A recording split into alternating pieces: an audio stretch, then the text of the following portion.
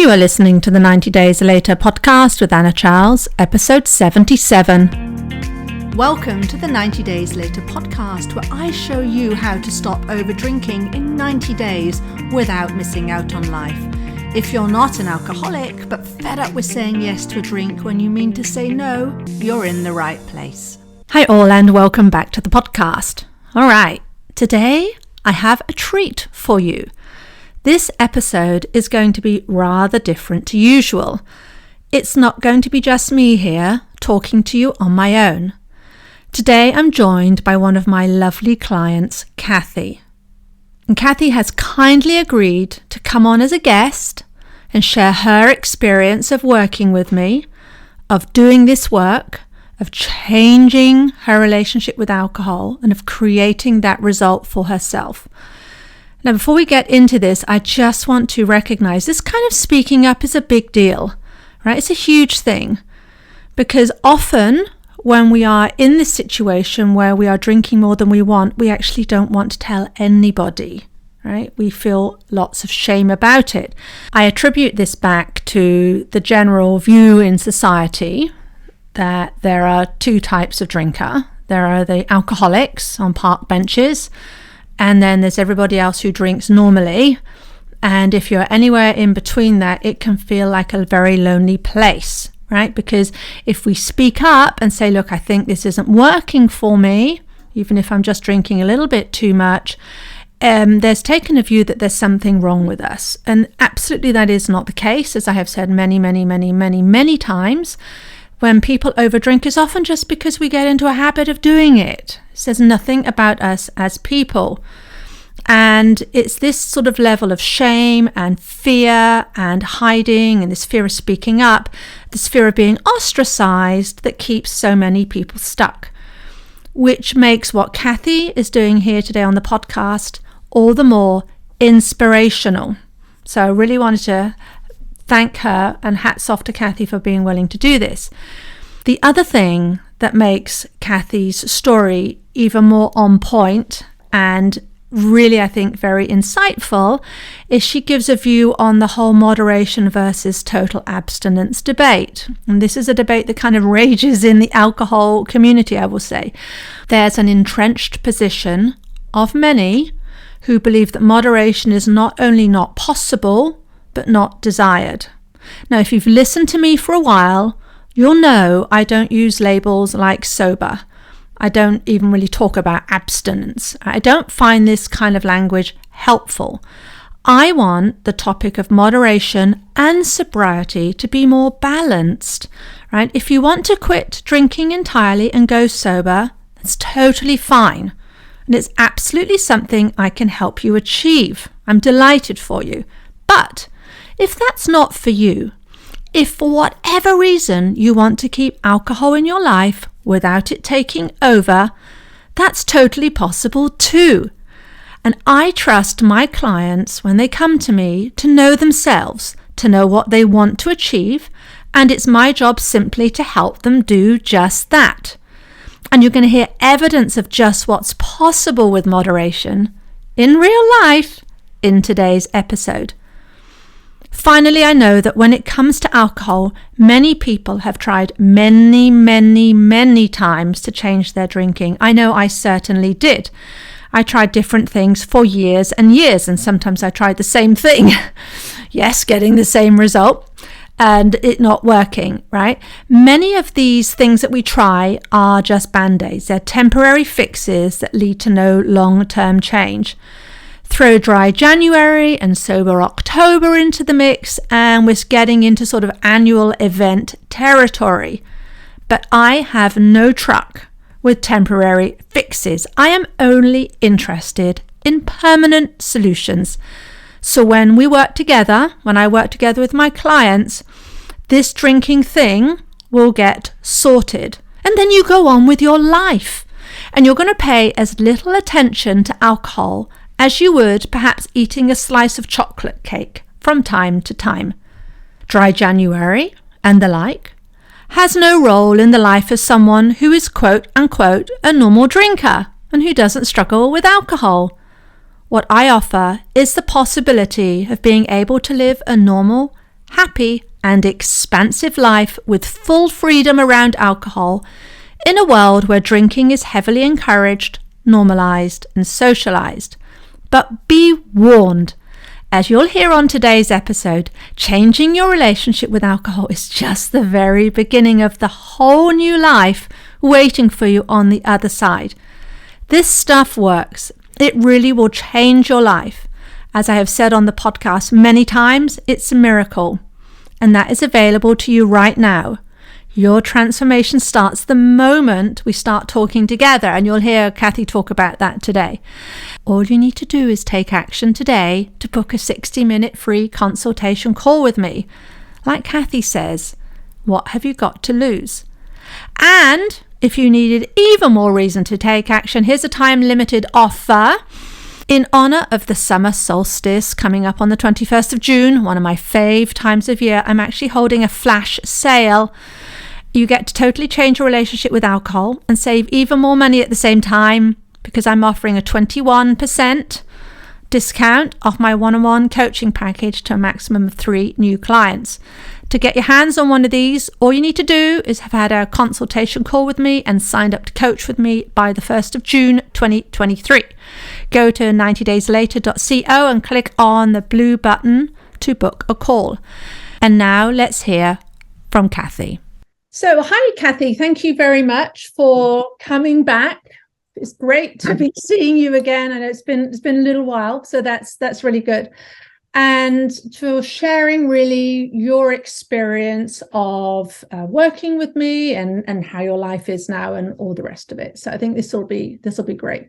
So first, maybe could you please tell us a little bit about yourself and how would you describe your drinking before we started working together? Well, I'm 62 years old, mother of 2 grown boys. Spent a career in commercial real estate, and I'm semi-retired at the moment. Fairly active, sports-wise, mostly tennis, golf, pickleball, hiking, that sort of thing. Prior to working with you, I was a daily drinker. Typically 1 to 2 bottles a night, pretty much every night. Yeah. Somehow managed to get up and play tennis in the morning. I'm not sure how exactly, but I would say pretty high functioning, heavy drinker. Mm-hmm. At least I thought that's what people thought of me. Not 100% sure. And how long do you think that had been going on for, roughly? Was it a couple of years? Was it a decade? Any idea? A decade. Okay. All right. So that's what you were before. Maybe at least 5, probably more like 5 years once the kids were out of the house. Right. I mean, prior to that, I had kid stuff to deal with that occupied a little bit more of my time. Yes, that's true. Once they're gone, then we have all that free time. I know we spoke about that a lot. And prior to working, had you tried other things? I mean, was this your first rodeo, or what were you before? I had tried other things recently. I really didn't realize that there was a fair amount of resources online. Prior to that, AA was the only thing that I was aware of, and quite frankly, I wasn't ready for that. So I had tried some other online group resources that were helpful. It opened my eyes to how the brain works with alcohol. I learned a lot, but wasn't really successful in changing my long-term habits. Okay. And why do you think that was? Any idea? Was it because it was a group scenario, or? It was because it was a group scenario, and you gain tidbits, you gain knowledge, but there wasn't anybody there day to day to get to know me and to help me with my specific challenges and, lifestyle. So one of the things I know that struck me, Kathy, was when we started working together, is you were all in. I mean, there was no doubt. You were like, I'm going to do what it takes. You sort of did all the things. when you reached out to me, so why did you think you decided this was time? I mean, this was, you were doing it. So why do you think that was? Well, I had done some other things, like I said, group things online prior to working with you. And, so I felt that change was possible. I just knew that I needed more one-on-one help in order to do it. And, I was ready to make a change. No, I mean, it had gotten to the point where I really was concerned about my long-term health if I didn't make a change in my level of alcohol intake. Okay. And you touched on this a little bit just now, but I think it's one of the big frustrations I know I meet with people when we put up our hand to say we need help, and we're kind of, well, you don't have a problem, you drink less than me, or you got to stop right now, you got to go to AA. And I know I speak a lot in my work about moderation, as well as being totally it's a goal that many people want, but many people I think do feel they sort of hold themselves back from getting help because they think it's going to be the door marked AA. And you mentioned that a little bit. And how was that really for you in terms of that? Did you really have that sense that was where you would need to go before you realized that there was all this other help, or how was that? Well, you were very clear that I'm here to help you, whether your goal is moderation or whether it's complete abstinence. And some people, that is their goal, complete abstinence. That wasn't mine. I had done an online interview with another coach, and, she was more than a little judgmental when I said my goal was moderation. So I felt that working with you was a better fit for me, because when I first started, I didn't know if I could moderate, quite frankly. But that was my goal. So when I started, it was, okay, I'm going to work on moderation. And if that doesn't work, then I'll look at abstinence. But, initially it was moderation, and that's where I wanted to be. And you were very open to saying, I can help you with that. Right. And when you say moderation, what did that look like for you at the time? What would you have been happy with?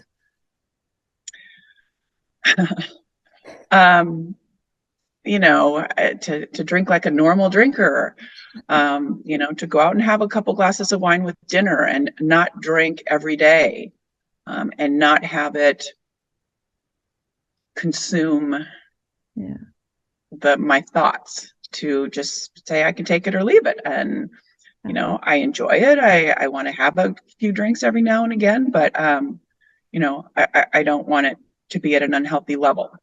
Yeah. So I wasn't sure what that number was exactly, but really I was looking to get to 12 drinks or less per week, and I was at least 3 times that when we started, at least. And I think what you're saying there about looking at what you want from a lifestyle perspective rather than being fixated on a number, right? Because we hear a lot about units and glasses, and of course we did a lot of planning, but it's really, what do you want to get out of this? You approach it, what I want out of life. And I really pick up on, you don't want it sort of being in your head, right, the whole time. That chatter, right, the exhausting chatter of, am I going to do it again, or am I not going to do it again? And just wanting to right. The constant replay of, you get up in the morning and you're like, oh, I'm not going to drink today. And then 3 or 4 o'clock comes around and you're starting to feel a little anxious, and it's like, well, a glass of wine will solve that problem. And it's that vicious cycle. I really, really wanted to break out of that cycle. Right. Okay. So you reached out to me. Yes. We had a chat. And then obviously I think you've been following my podcast for a bit. That was right. Well, I saw you. I wasn't really following your podcast because I hadn't heard of you before, but I had joined a group called Moderation Management and was attending their online meetings. And they presented one of your podcasts in place of one of their meetings, and you offered a free 1 hour, session. So I thought, what have I got to lose? So I signed right up. Perfect. And I know that's at that point, that's where many people think, oh, what's that going to be like? So you went ahead and did it. And if you take yourself back to that time, what do you think were some of your biggest concerns or worries? When we got on the phone, we talked about where you are, where you want to be, and I would have built for you a plan. This is how we get there. But what going back, so put yourself in what do you think you were thinking at the time? Well, I think it's natural to be concerned that what if this doesn't work? It's a decent amount of money up front. It's a risk because you're taking a risk of signing on with somebody that you've talked online with for an hour. But I think most things in life that are worth achieving have some risk associated with them. And, I guess my thought was the risk of continuing to do what I was doing was far riskier than the outlay of money, which isn't huge in the scheme of things, and probably spent that on alcohol in a few months' time, quite frankly. Yeah. So you said, go for it. And right. And here we are having this conversation, which is so lovely for everybody. And so I want to talk about fun and desire, because I think we must have touched on the concept of fun pretty much every week when we were working together. And I think you have a really unique perspective on this, when the sort of the societal equation that pretty much anything plus alcohol equals fun. Right. And I know you sort of saw this in your lifestyle. Do you sort of have a before and after perspective on that? Definitely. I mean, I had a very deep-seated belief that alcohol made everything more fun. From a very early age. I come from a family that was pretty heavy drinkers. I remember my parents having martini time that we referred to as teeny time. I mean, before I could speak, I associated alcohol with fun. And I didn't really think that belief would change. I felt like I would just have to manage it and that my life wouldn't be as fun.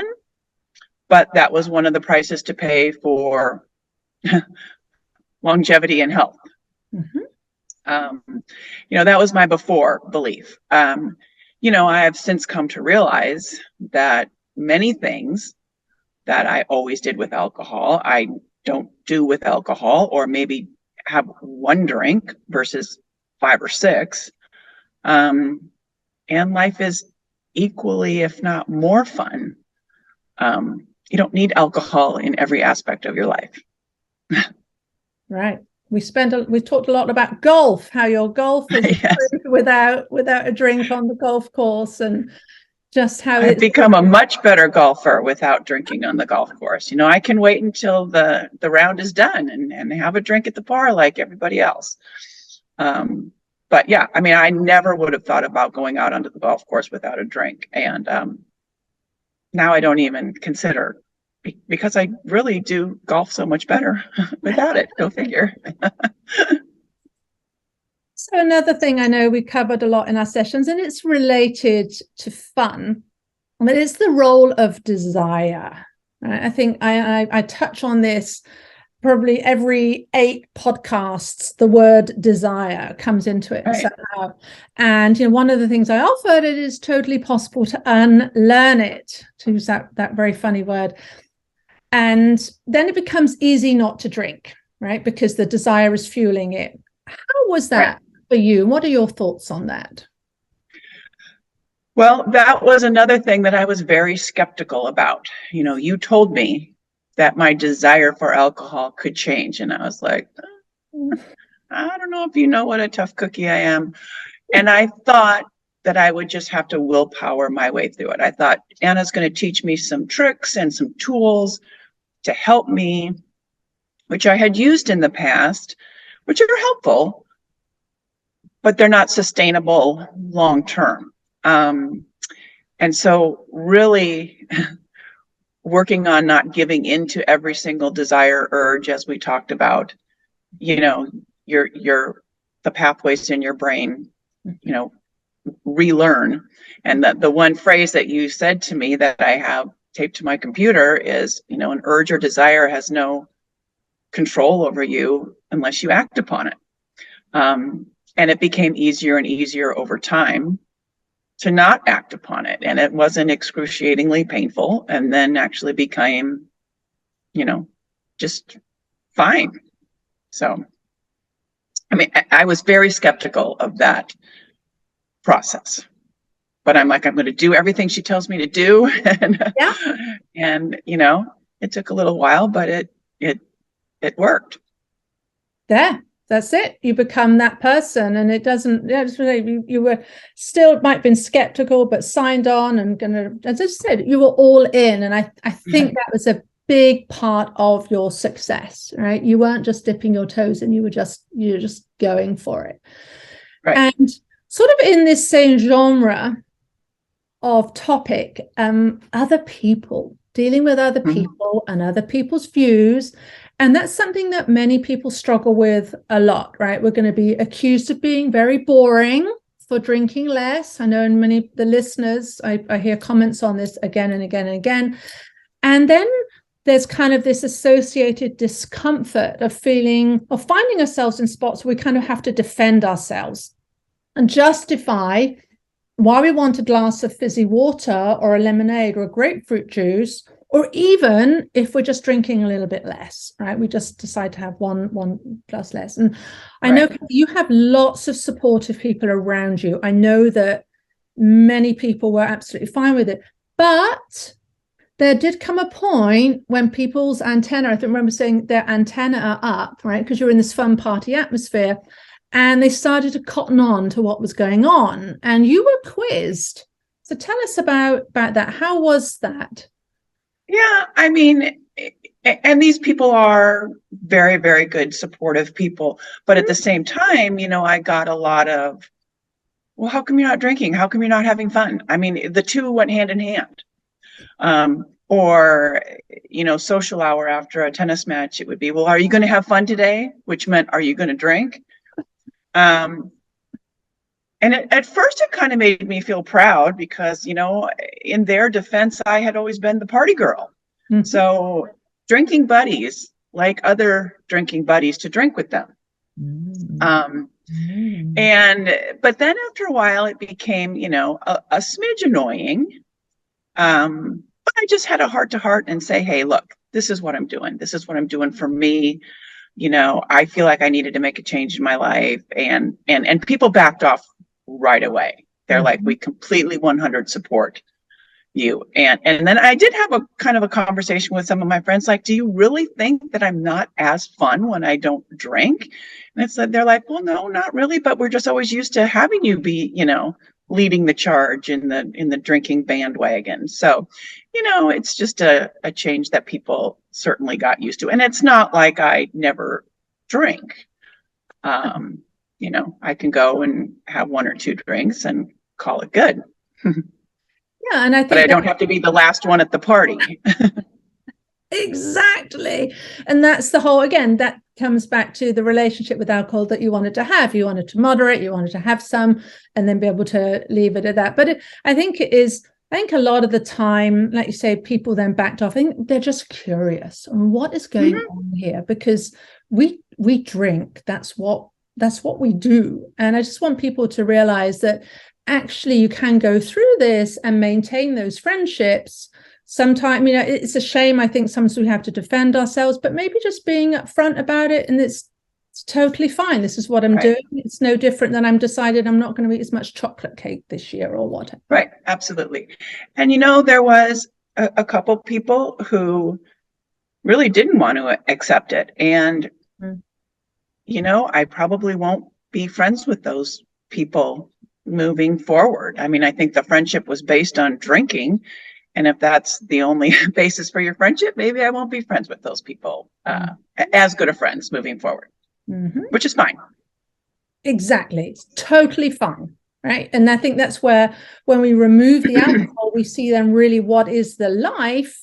And then, is that the life we're choosing, or is that the life we just happen to have? And we still have the choice over what we do there, the people we hang out with. Right. Which kind of brings me on to the after, right? Where you are now. And this is the thing that really gets me going. I get so excited about, because I talk a lot about, and it's happened to me as well, where when we remove this obstacle, or we deal with what I call the drinking thing, and sort of we plug it out, and then we start to see how much bigger our life gets. I talk about that we have this sort of fog around us that lifts, and we see all the things we're capable of. So while changing your drinking is a marvelous, totally brilliant goal to go for, and of course that's what I offer, but it's the overall effect and the belief and how we see ourselves. So what's your view on how you see yourself and your identity, and how does drinking fit into that or not? Well, I mean, when you cut back on your drinking and when you start tracking how much one drinks and how much time one spends drinking, it's quite shocking. And when you take part of that out of the equation, there's a whole lot of time for a whole lot of other things. I think I'm a better listener. I can fully remember all the conversations at a party. You don't wake up the next morning going, "Ooh, what did I talk about? What did I say?" Or somebody brings up a conversation and you're like, "Oh yeah, I kind of remember talking about that." And so I just think I feel like I'm more clear-headed. I feel like I'm a better mom, a better wife, a better friend. Yeah. And when you said before you're sort of the party girl and you were there for the fun, I mean, that just does that play in at all? I'm struck that you just didn't mention the word really drinking at all there. It's just not a piece of the core piece of who you are today. Right. I mean, everything used to kind of revolve around drinking. And I drink socially a few times a week, and that's great. Look at that. But it doesn't have to consume your every thought. Yeah. Drink a few times a week and that's that. Boom. Sorted. Right. So what's been your favorite part of doing this work? Well, I would say far and above that, I feel better about myself. I feel proud of myself. The anxiety of my health, which was weighing on me more than I even realized, is pretty much gone. I've never been an overly anxious person. If you would ask my friends, they would say that I'm an anxious person, but I think I kept a lot of that inside. And it's a bizarre, vicious circle. When you get anxious about what your drinking might be doing to your health, it's like, oh, well, I could have a glass of wine and get rid of that anxiety. I'm anxious about one of my kids. Let's have a glass of wine and not think about it. Well, maybe you could not have a glass of wine and help your child deal with whatever they're dealing with. So, just feeling so much better about myself. And not dealing with that anxiety that I didn't even really realize how much was weighing on me, is by far my favorite part. And in terms of, if there's, and you may have answered this already, but what would be your biggest, would you say the biggest transformation that you feel you've achieved? Well, I think just not having alcohol so dominant in my life. And being able to participate in life with or without it.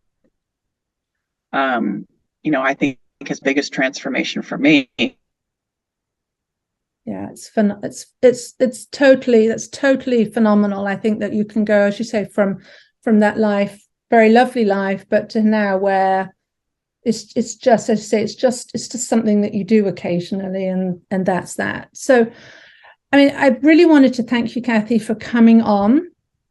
and talking so honestly and openly about your journey, but also especially about where you started. Because I think, we spend a lot of time, I know we spent a lot of time talking about how the shame and the guilt and the anxiety and the fear and the judgment that keeps people back, holds people back. So what would you say to somebody listening to this, if they think they're something like you once were, where they're a bit worried, or maybe they're more than a little bit worried about this work, and will this work, and is it worth it, and what if it doesn't work for me, and all that kind of thing. What would you say to them? Well, I would say it's well worth the risk.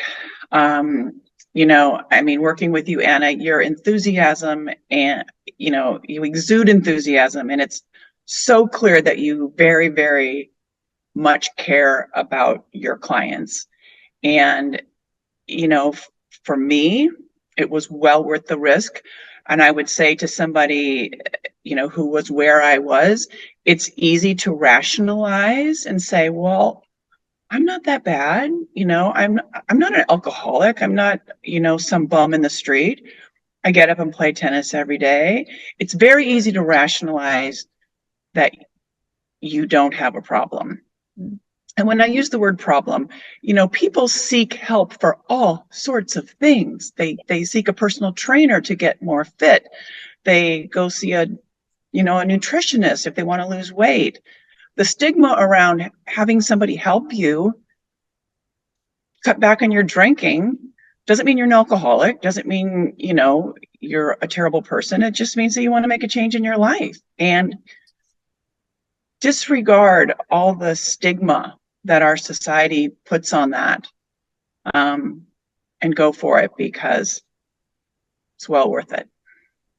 Hallelujah to that. It is nuts crazy. I always think that, again, if you put up your hand, it really is, people are horrified, but like you say, we hire all sorts of help for all sorts of things in life, and right. Look what you can get. And hey, if you hadn't have taken that chance, if you hadn't have said yes, if you hadn't bet on yourself back then, right, where would you be now? Probably still where you were. Same place I always was. And now you have this whole new vista of who knows what you're going to create. I'm expecting you to go up a league in your tennis as well, I think. Well, we'll see about that. So, Kathy, is there anything else any other messages that you want to give, again, particularly to people listening to this who are, a little bit concerned, or maybe just intrigued and all the rest of it? Anything else you want to add? No, I would just say, take a risk. If you're not happy with you don't have to hit rock bottom to make a change. Like I said, people make changes in all areas of their lives, and alcohol is just one of those where it's had such a stigma of even raising your hand and saying, hey, I need a little help, doesn't make you a bad person. And, it's, I think I already said this, but it's well worth the risk, and it's worth going for it. Has been for me. It's been a game changer. Game changer. That's so good to hear. And again, I'm so thrilled. It's been lovely to work with you. I'm so super stoked with your result, and that you come on here and share this so that others can hear. So it's not just me saying it, but it's totally out there, totally possible. And if you do the work, and if you're all in like Kathy was, it is actually inevitable. So thank you very much, Kathy, for your time today. Thank you, Anna. Thanks for listening to the podcast, and don't forget about my summer solstice special. I'm offering a 21% discount off my one-on-one coaching package to a maximum of 3 new clients. To get your hands on one of these, to start changing your relationship with alcohol straight away, you need to have had a consultation call with me and signed up to coach with me by the 1st of June 2023. In the meantime, I will see you next week. If you like what you're learning in the podcast and you want to take the work further and achieve total freedom around alcohol, let's talk. I help my clients stop reaching for that first glass of wine the moment 6 p.m. rolls around and they don't miss out on life. And we do it in 90 days. The effect is permanent. Email me for more information on anna@90dayslater.co. And if you did enjoy the show, I'd really appreciate if you'd leave a rating and review to help others find the 90 Days Later podcast.